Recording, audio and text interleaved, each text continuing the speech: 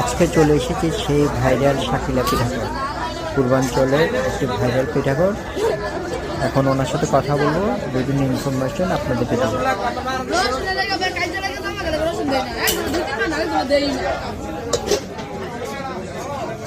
আপু, আপনাদের কি কোনো বন্ধ আছে, কোনো দিন সাপ্তাহিক বন্ধ আছে? প্রতিদিনই খোলা নাকি?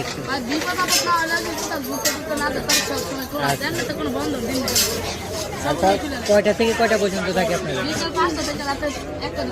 একটা দুটো।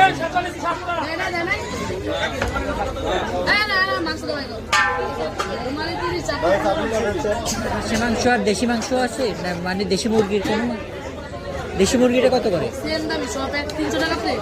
300 টাকা প্লেট না? আর রুমালের রুটিগুলো কত করে? ছাপড়িগুলো 30 না? ছাপড়ি 15 টাকা।